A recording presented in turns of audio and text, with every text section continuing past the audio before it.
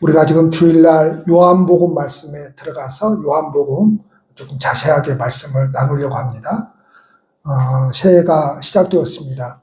우리 2026년도에 우리 인적교회 성도 여러분들의 가정과 또 여러분들의 10년 가운데 평강이 함께 하시기를 축복합니다. 또 원하고 바라는 것들이 있다면 다 이루어지진 않겠죠. 우리가 그건 모르는 겁니다. 하나님을 믿고 살아도 다 알 수가 없습니다. 인생이. 제가 페이스북을 보니까 어떤 분이 그런 글을 올려놨어요. 왜 이제 목사들을 향해서 하는 이야기예요. 마치 인생을 다 아는 것처럼 그 성경이라고 하는 것을 통해서 다 문제를 해결할 것처럼 그런 식으로 말하지 말아라. 100% 동감합니다. 왜냐하면 하나님을 믿고 목회를 해도 뭐예요? 인생을 다 알 수가 없습니다. 이해할 수 없는 일들이 너무 많고, 그래서 그분이 이런 글을 계속 쓴 거예요. 장문에. 왜 세월호 사건 때 하나님은 침묵하시고 5.16 쿠데타 때 왜 하나님은 침묵하시고 여러 가지 이제 왜 하나님은 침묵했느냐 이 말이죠. 그래서 그 성경 가지고 모든 것을 다 이해할 수 있다고 또는 답을 내릴 수 있다고 그렇게 생각하지 말아라. 그런 말을 하더라고요. 동감입니다. 그래서 여러분들은 저한테 어려운 질문을 하면 안 됩니다. 어떤 질문이요? 왜 하나님이 이런 때에 이렇게 하시느냐고. 왜 이걸 해결해 주지 않느냐고. 그러면 제가 답답합니다. 나도 모릅니다. 왜 그러는지. 나도 모릅니다. 나도 모릅니다. 그러면서 그분이 또 글을 이렇게 쓰셨어요. 우리가 이해할 수 없는 부분이 너무 많기 때문에 다른 분야도 공부를 많이 해야 되고, 그렇다고 해서 다른 분야를 공부한다고 해서 또 그러면 답을 내릴 수 있느냐? 그건 아니다 이 말이죠. 그런데 모든 것을 성경만 가지고 그렇게 답을 내리려고 하지 말아라. 맞습니다. 다 이해할 수 없습니다.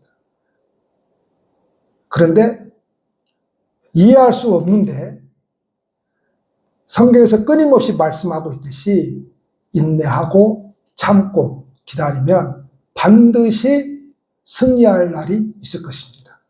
그것만은 확실합니다. 지금은 내게 벌어진 일이 다 이해할 수 없어도 끝내 우리가 승리할 날이 있을 것입니다. 그것이 복음이지 않습니까? 그렇죠? 복음이 무엇이요? 오늘 제목이 복음의 핵심인데, 복음이 무엇입니까? 우리의 문제를 해결해 준답니까? 우리의 문제를 해결해 준다면 제가 여기 있겠습니까? 우리의 문제를 해결해 준다면 여러분 34평 아파트에 살겠습니까? 펜트하우스에 살지? 그러죠. 펜트하우스에 사는 것도 웅천동에서나 이야기하지 신기동에서는 절대 이야기 못합니다. 왜죠? 웅천동은 그래도 좋은 아파트들이 많잖아요. 민지는 펜트하우스를 꿈을 꾼가? 그런 꿈을 꾸는 여자하고 살면 남자가 골병듭니다. 실력도 안 되는데 능력도 안 되는데 그걸 해결해 주려고 하면 얼마나 힘이 들겠습니까? 그런데 여러분, 한 가지는 분명합니다. 하나님께서는 예수 그리스도를 통해서 저와 여러분들을 죄에서 구원하시고자 하신 뜻은 분명합니다. 다 인생을 이해할 수 없지만 그 이해할 수 없는 인생 가운데 우리 예수님이 오셔서 저와 여러분들을 구원하시고자 하신 것은 분명합니다. 할렐루야. 송년예배 때 올해 2026년에 내게 주신 말씀이 있어요. 우리 장로님들 가운데 암송하신 분 계십니까? 정면장로님 암송하셨습니까? 네. 한번 나오셔서 암송 한번 해보십시오. 네, 그대로. 아니, 헷갈려도 암송.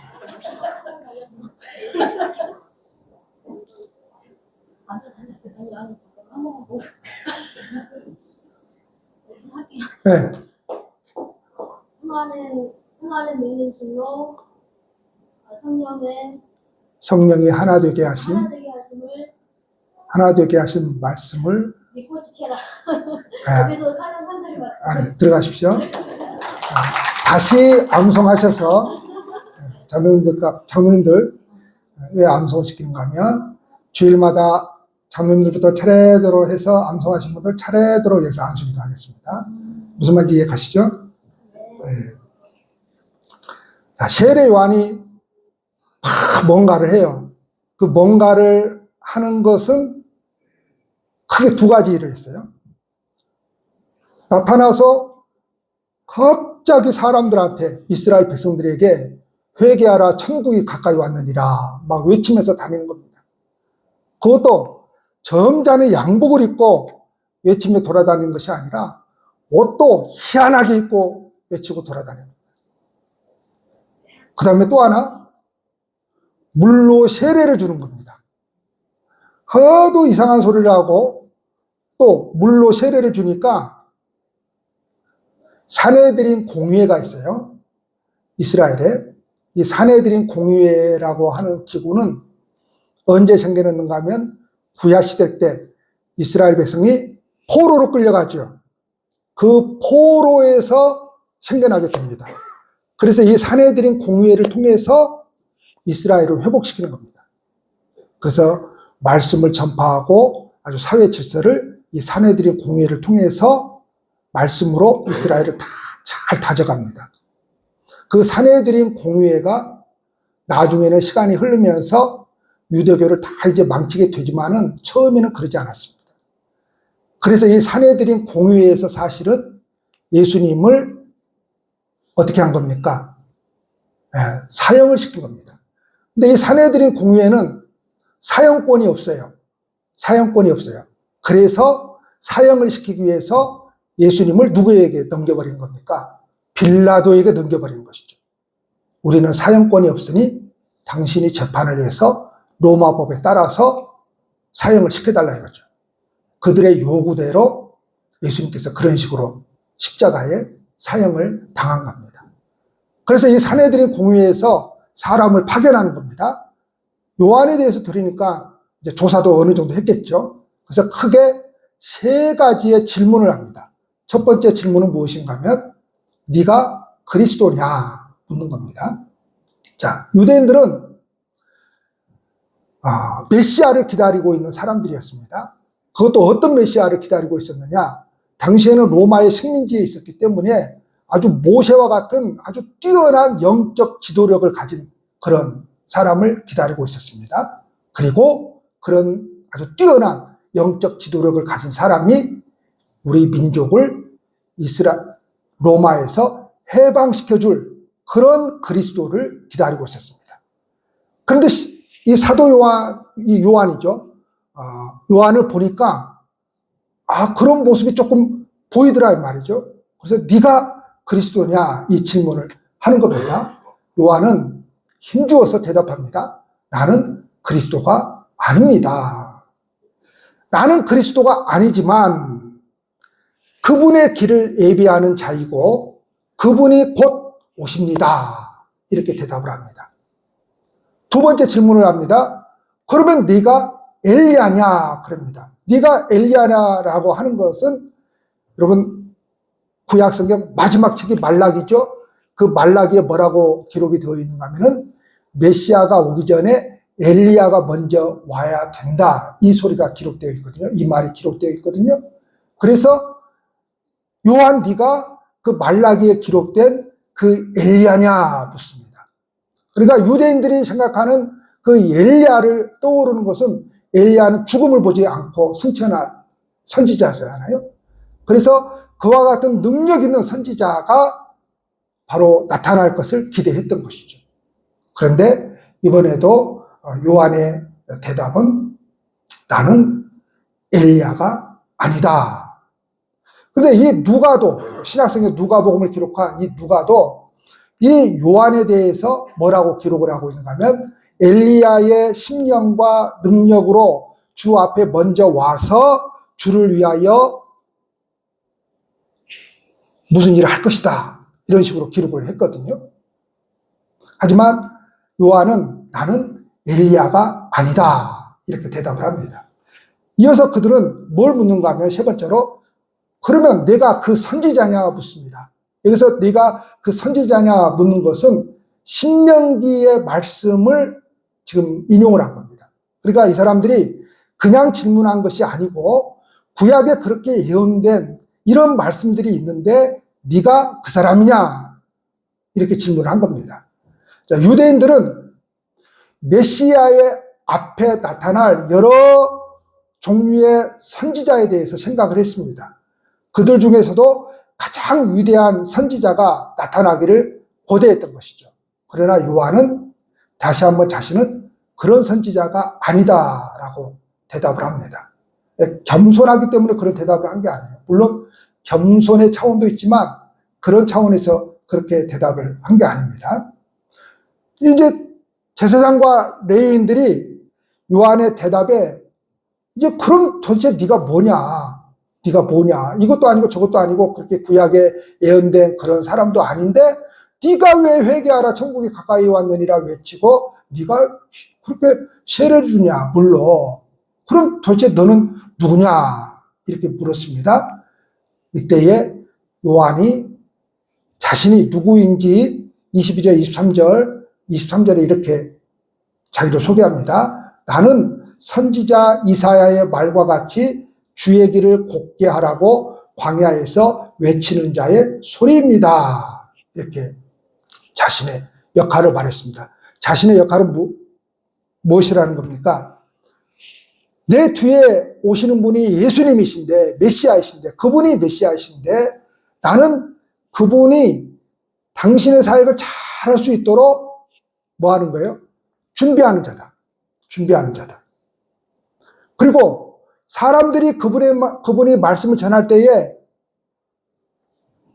그분의 말씀을 잘 받아들일 수 있도록 마음밭을 이렇게 파헤치는 사람이다. 다시 말하면 사람들의 마음밭을 준비시키는 사람이다.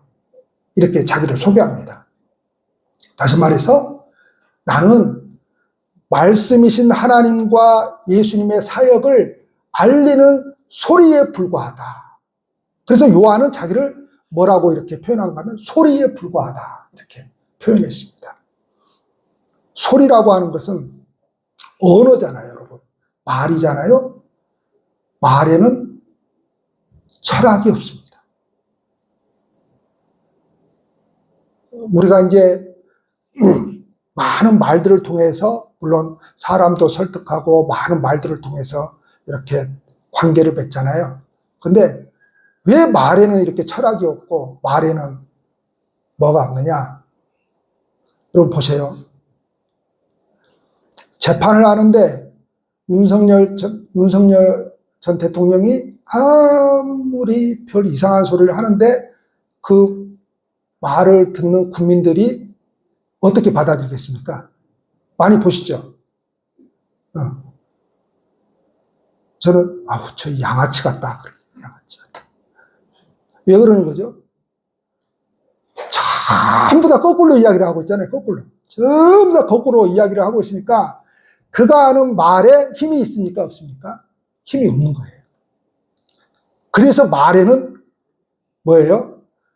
그 사람의 행동, 그 사람이 그렇게 살지 못하면 말에는 힘이 없습니다. 그런데 우리가 그 말로서 다짐을 받고 그 말로서 약속을 하잖아요. 그렇죠? 근데 여러분 보세요. 사기꾼이 그 말로서 사기를 치잖아요. 그렇죠? 사기꾼은. 근데 말로서 막 확신을 주고 말로서 약속을 하고 그런단 말이에요. 그걸 뻔히 아는 사람은 그 사기꾼이라고 하는 것을 뻔히 아는 사람은 그 사람의 말에 따라서 뭐예요? 약속을 하겠습니까? 그렇지 못하죠. 그러니까 말이 힘이 있으려면은 그렇게 살아야 되고 또 그 약속을 지켜야 되고 그렇게 해내야 되기 때문에 힘이 듭니다. 보통 여간 힘이 드는 게 아니에요. 정말 힘이 드는 거예요. 그래서 야고보 사도가 많이 선생되지 말라 그러죠. 왜냐하면 많이 선생되지 말라는 것은 뭐예요? 그만큼 말을 많이 하기 때문에 뭐가 많다는 거예요? 말의 실수가 많다는 거죠. 말의 실수가. 하나님 앞에서 누가 심판을 많이 당한다는 거예요? 말의 실수가 많은 사람. 누가 제일 여러분 심판을 많이 당하겠습니까? 여기서 말한 심판은 지옥 갈 심판이 아니에요. 지옥 갈 심판이 아니에요. 누가 제일 많이 당하겠어요? 우리 웅척교회 교인들하고 다 같이 그날에 가면 오한태 목사가 제일 심판을 많이 당할 겁니다. 그 심판이 어떤 심판인지는 모르겠어요. 도대체 지옥 갈 심판은 아닌데 상급과 관련이 있다면, 상급과 바울 사도가 말한 것처럼 상급과 관련이 있다면 어떻게 보면 그냥 믿음도 없어 보이고 아무것도 안 하고 교회만 다니는데 상급을 열댓 개 받고, 목사는 저렇게 했으니까 아마 우리 교인 가운데 그래도 제일 많이 받을 거야 하는데 꼴랑 하나만 받고, 그러면 놀랄 거예요. 아니 그럼 예수님, 우리 오한태 목사님은 막 건축도 하고 뭣도 하고 막 그랬는데 왜 저거 하나밖에 못 받죠? 우리 교회에서 저 사람은 별로 할 게 없는 것 같은데 왜 15개나 줍니까? 그러면 말한 대로 못 살았잖아. 그런 겁니다. 그러죠. 말만 했지 말한 대로 못 살았잖아. 그런 겁니다. 그러니까 사도 요한이, 이때는 사도가 아니죠. 이 요한이 소리에 이렇게 불과했다는 겁니다. 아니죠. 세례 요한이죠. 이 사람은. 이 사람 중에 세례 요한이에요. 요한복음을 쓴 사람이 사도 요한이고 이 사람은 세례 요한이에요. 자, 그러자 그들 중에 바리새인에 속한 일부가 질문을 합니다. 자, 요한의 활동은 종교적인 의미를 가지고 있잖아요. 그렇죠? 회개하라 천국이 가까이 왔네나, 이거는 종교적인 것이지 너네들 똑바로 살아야지 천국 가다, 이게 아니거든요. 똑바로 살아도 여러분 천국 못 갑니다. 그 똑바로 산다는 것이 그 세상에서는 뭐죠? 똑바로 산다는 것이, 그렇게 살아도 천국 못 갑니다. 그런 게 아니에요. 자, 이 요한의 활동이 종교적인 의미예요. 회개하라 천국이 가까이 왔느니라 물로 세례를 주고. 자, 그래서 이 사람들은 도대체 이 요한이 활동하는 것이 어떤 의미를 가지고 있는지 관심이 있었습니다. 특별히 세례를 주는 것에 관심이 있었어요. 왜냐하면 그때 당시에 유대교에서 세례를 이렇게 주는 것은 다른 종교를 가지고 있는 사람이 유대교로 개종을 하면 세례를 주었어요. 그런데 이스라엘 백성들은 그래서 세례를 안 받아요. 받을 필요가 없죠. 왜냐하면 자기네들은 하나님의 백성이라고 생각을 하는 사람들이기 때문에 세례를 받을 필요가 없죠. 그런데 지금 이 요한은 누구에게 세례를 베풀고 있는 거예요? 이스라엘 백성들에게 세례를 베풀고 있는 겁니다. 다시 말하면 나는 예수 믿는다고 하는데 예수 믿는 나에게 세례를 베풀고 있는 거예요. 세례 받아야 된다는 거예요. 어떤 목사님들은 군대에서 받은 세례를 인정하지 않습니다. 군대에서 받은 세례를 인정하지 않습니다. 그래서 다시 제대를 하고 교회로 오면은 다시 교육을 시켜서 다시 세례를 주거든요. 왜 그러면 군대에서 베푼 세례를 인정하지 않죠? 초코파이 얻어먹으려고 갔기 때문에. 근데 우리 통합 측은 그렇게 세례를 받더라도 2번 주는 거 없습니다. 그렇게 2번 주는 거 없습니다. 유아세례 받잖아요. 유아세례. 만 4세 이하 유아세례를 주는데 나중에 16세가 되면 입교를 하죠. 입교. 다시 세례 주지 않습니다. 그냥 묻고 이제 성인이 되었으니까 이제 그 전에는 부모에게 묻죠. 이 아이를 신앙으로 키우겠느냐 부모에게 묻는데 16세가 되면 이제 성인으로 인정을 해서 당사자에게 묻는 겁니다. 당사자에게 묻고 세례 베풀지 않습니다. 입교식만 합니다. 입교식만 해요. 이미 하나님의 백성 되었다 이거죠. 이미.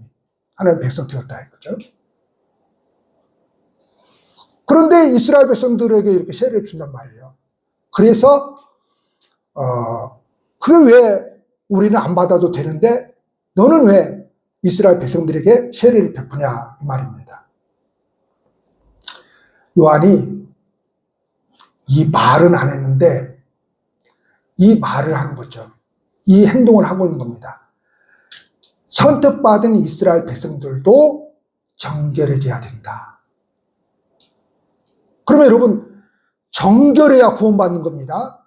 그래서 이제 정결해야 된다라고 하는 것은 깨끗해야 구원받는 것이에요. 깨끗하다라고 하는 것은 우리가 생각할 때에 뭘 생각을 하게 됩니까?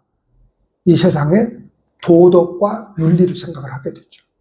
그 도덕과 윤리, 이 세상의 어떤 것을 지켜야만 우리는 깨끗해진다고 생각을 하죠. 근데 그것으로 깨끗해질 수가 없습니다. 의로워야 된다. 이 소리는 뭐죠? 정결해야 된다. 깨끗해야 된다. 이 소리거든요. 그러니까 세례로서 정결해야 된다라고 하는 것은 너 자신이, 우리 자신이 세례 외에 다른 것으로 어떤 인간의 행위로 깨끗해질 수 있다는 겁니까? 없다는 겁니까? 없다는 것입니다. 이게 복음입니다. 이게 복음입니다. 그러니까 복음은 뭔가 하면 우리의 노력으로 우리가 뭔가를 해야만 그래서 하나님 앞에 나아갈 수 있다라고 하는 생각을 접어야 됩니다.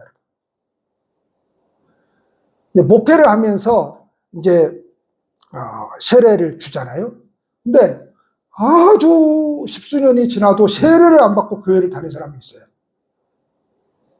그렇다고 이 사람이 신앙생활을 대충 하느냐? 그게 아니에요. 열심히 해요. 근데 세례를 안 받는다는 거예요. 이유가 뭔 줄 아세요?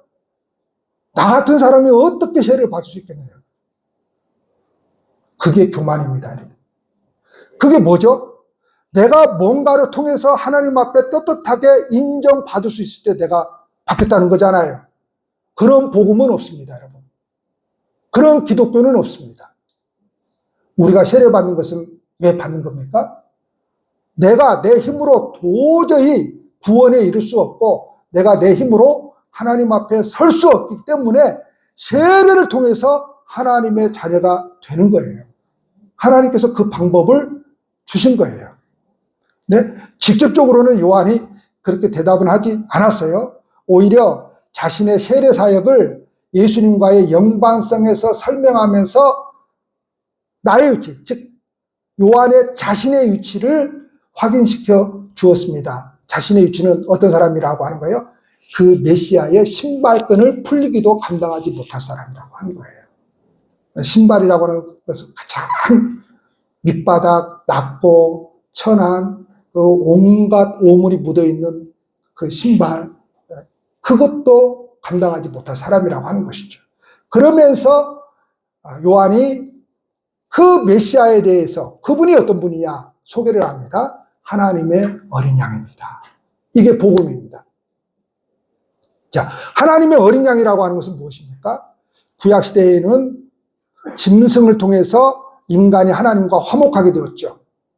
그렇죠? 그래서 끊임없이 짐승을 잡아서 하나님 앞에 나아갔습니다. 그러니까 구약의 그 제사 제도를 잘 이해를 하게 되면 예수님의 십자가의 제물이 얼마나 내게 큰 은혜가 되는지 알게 되는 거예요. 그래서 구약을 그래서 배우는 거예요. 구약을 통해서 뭘 지켜야 돼. 이걸 배우는 게 아니에요.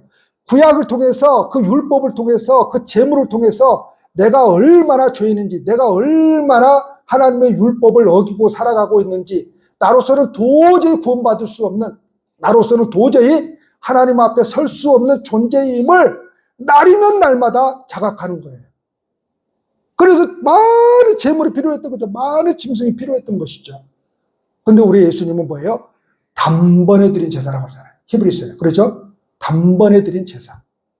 그래서 그분이 육신을 입고 이 세상에 오셨습니다. 자, 육신을 입었다고 하는 것은 우리가 성탄절 때 간단히 말씀 나누었지만 구유에서 태어났기 때문에 낮고 천한 자리에 오신 것도 사실이지만 거기서 태어났기 때문에 낮고 천한 자리가 아니에요. 가장 낮고 천한 자리는 육신을 입고 사는 거예요. 이 육신. 이 육신이라고 하는 것이 뭐예요? 가장 하나님 앞에서 더러운 죄성을 가지고 있는 것이죠. 그런데 신이신 그 하나님이 바로 가장 낮고 더러운 이 죄성을 가진 그 인간의 몸을 입고 이 세상에 오셨다고 하는 것입니다. 그래서 하나님의 어린 양이라고 하는 이 선언은 세상을 하나님과 화목하게 하는 어린 양이신 예수님을 말합니다. 인간은 결코 죄의 문제를 해결할 수 없습니다. 교회는 뭐 하는 곳입니까? 기독교는 뭐 하는 곳입니까? 사는 방법을 가르쳐 주는 곳이 아닙니다. 어떻게 하면 응답을 받아서 잘 살 수 있는 그런 방법을 배우는 곳이 교회가 아닙니다. 어떻게 하면 성공할 수 있을까? 그 방법을 배우는 곳이 교회가 아닙니다. 기독교는 뭐예요? 죄의 문제를 다루는 곳입니다. 이 죄를 가지고서는, 인간이 가지고 있는 이 죄를 가지고서는 도저히 하나님 앞에 설 수 없고 구원받을 수 없다라고 하는 이 죄의 문제를 다루는 곳이 바로 교회입니다, 여러분. 교회입니다. 그래서 성경은 끊임없이 이야기합니다. 이 죄의 문제는 인간 너희들 스스로가 해결할 수 없다. 어떤 노력으로도 이룰 수가 없다. 그래서 우리가 성경 공부를 우리가 많이 하는데 그 원투원 성경 공부에서 뭐예요? 어떤 그림을 보게 되죠? 인간이 노력하는 것들이 많습니다. 어디에 이르려고요? 바로 그 구원에 이르려고 인간이 노력하는 것이 많아요. 그게 뭐예요? 종교를 갖고 선한 행위를 하고 도덕으로 더 나아지면 더 이룰 수 있고 배우죠? 그거 나왔죠?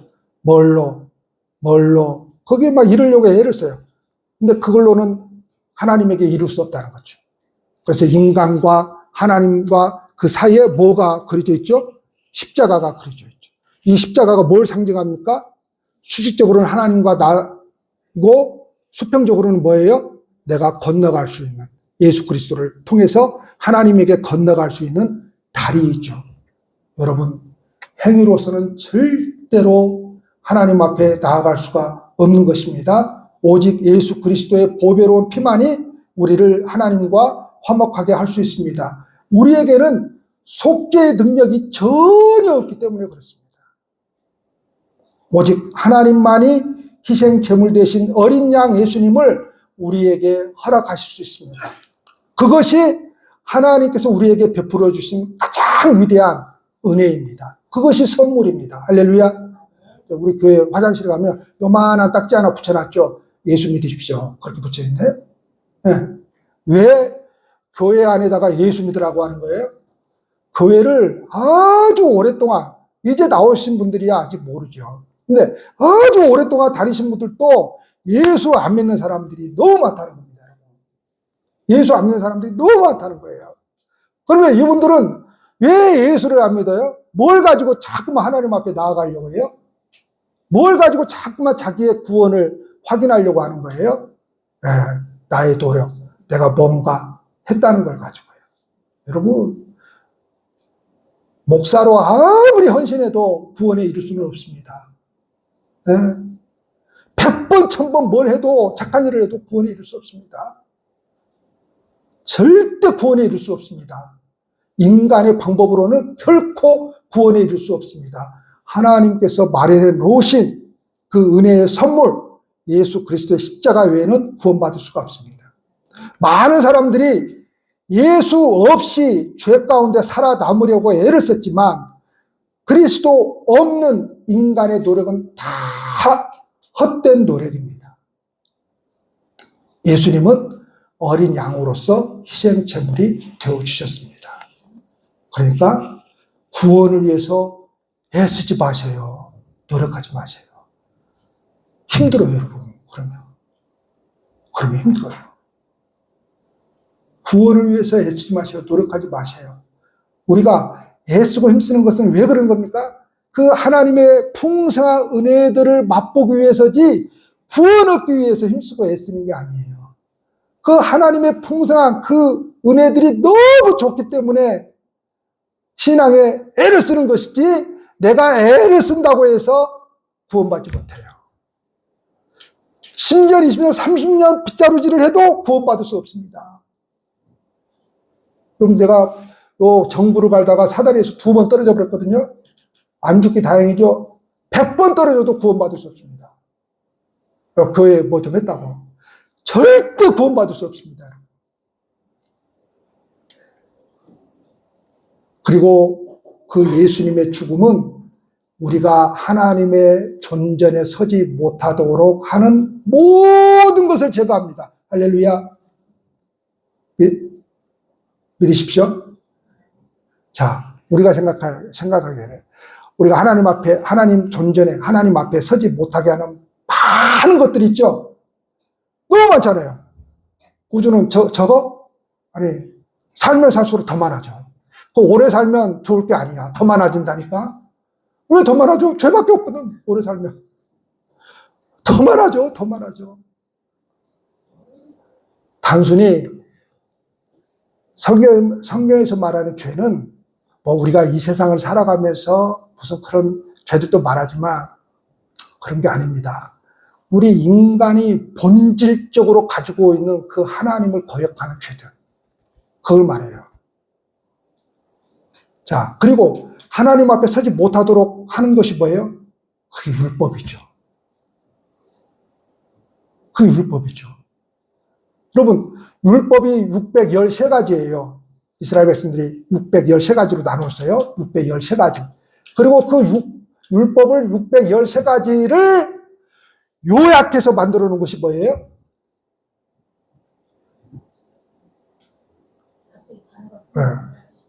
10계명, 10계명.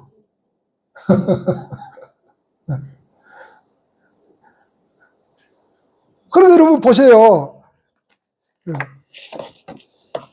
613가지는 고사하고 10계명만 보십시오. 10계명만. 너는 나 외에 다른 신들을 내게 두지 말라. 여기서 말하는 다른 신들은 뭐예요? 다른 종교를 갖지 말라는 거 아니잖아요. 그렇죠? 우리는 얼마나 우상숭배를 많이 하고 사는지 몰라요. 제가 설교 때 자주 말씀드렸죠. 가장 강력한 우상이 누구라고요? 그래요. 나예요. 나. 그 다음에 강력한 우상이 아들이에요. 아들. 우리는 자식이라면 하나님도 때 팔아본다니까요.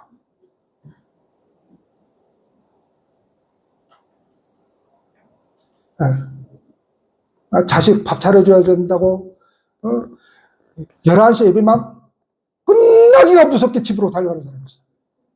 거의 평신도가 그러면 상관이 없어. 그냥 항존직이 그러면 목사가 애가 탑니다.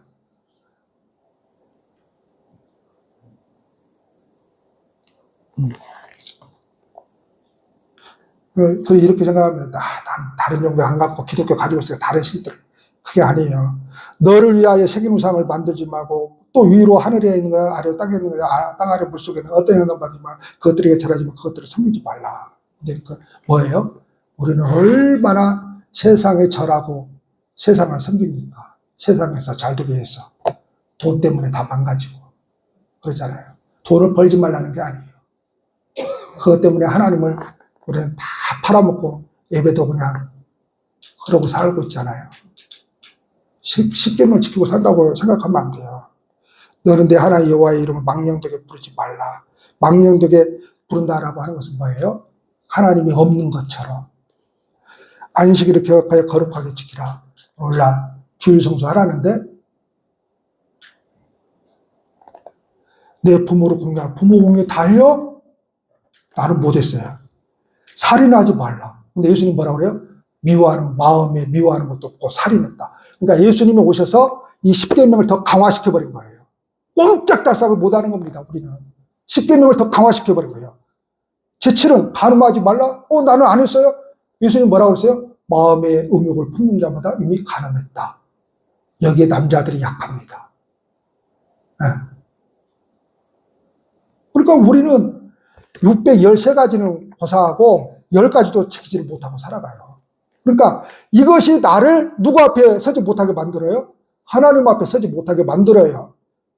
그러면 이걸 지켜서 서야 돼요? 그러면 나는 가서 내 마음대로 살라네. 안 돼요. 바로 예수 그리스도의 십자가의 죽음이 내가 하나님 앞에 서지 못하도록 하는 모든 것을 제거합니다. 할렐루야. 안 믿는 사람이 너무 많다니까요. 어떻게 그럴 수가 있을까? 안 믿는 사람이 너무 많다니까요. 하나님의 어린 양이신 예수님께서는 우리를 위해서 그 모든 죄를 다 지셨습니다. 할렐루야. 내가 생각하는 그 어떤 죄든지 다 지셨어요. 할렐루야. 그래서 그게 갈라디아에서 말하는 자유예요. 자유예요. 거룩한 어린 양이신 예수께서 감당하지 못하실 일은 결코 없습니다. 저나 여러분들이 그 예수님의 십자가를 가볍게 하기 위해서 그래도 내가 뭔가 해야지, 천만의 말씀입니다. 그러면 우리는 그 하나님을 욕되게 하는 것입니다. 그저 우리는 감사하는 마음으로 그분의 놀라운 사랑을 받아들이고 찬양만 하면 됩니다. 아멘. 그래서 복음의 핵심은 뭐예요? 십자가에 달리신 그리스도이십니다. 하나님의 인자하심이 죄로 인해 죽을 수밖에 없던 저와 여러분들을 살리셨습니다. 십자가는 사도 바울이 고린도 전후에서 말씀하신 것처럼 세상 사람들이 보기에는 미련한 것입니다. 그렇죠? 왜 미련하느냐? 그때 당시에 십자가 처형은 인생 쓰레기들이나 처형했습니다. 아주 흉악범들, 다시는 새롭게 되지 못할 사람들을 처형을 한 거예요. 근데 거기서 죽은 예수가 구원을 시켜준다? 이게 말이 안 되는 겁니다. 그래서 초대교회 때 가장 어려운 문제가, 복음을 전하는데 어려운 문제가 뭐였는가 하면 바로 그 나무에 죽은 십자가, 나무에 죽은 예수입니다. 왜 그 나무에 죽은 그 인생 쓰레기가 우리를 구원해 줄 수 있느냐 이거죠. 그래서 어리석게 보이는 거예요. 그걸 믿고 따르는 사람들이 어리석게 보이는 것이죠. 그런데 사도 바울은 뭐라고 말씀하고 있습니까? 믿는 우리에게는 은혜와 진리다, 이렇게 말씀을 하고 있습니다. 사랑하는 성도 여러분, 교회가 교회되는 것은 뭐에 있습니까? 구제를 많이 하기 때문에 교회가 교회되는 것입니까? 절대 그렇지 않습니다. 교회가 교회되는 것은 오직 십자가에 달린 예수 그리스도 때문입니다. 교회는 세상이 부끄럽게 생각하는 것에서 영광을 발견할 수 있습니다. 오직 그분을 통해서만 하나님과 우리는 화목할 수 있고 죄의 굴레에서 벗어날 수 있습니다. 이 땅을 살아가면서 우리가 우리 주님의 주되심을 선포하고 증거하며 하나님의 말씀을 늘 의지하고 바라며 살아갈 수 있는 그런 2026년도 한 해가 되시기를 축복합니다. 기도하시겠습니다. 하나님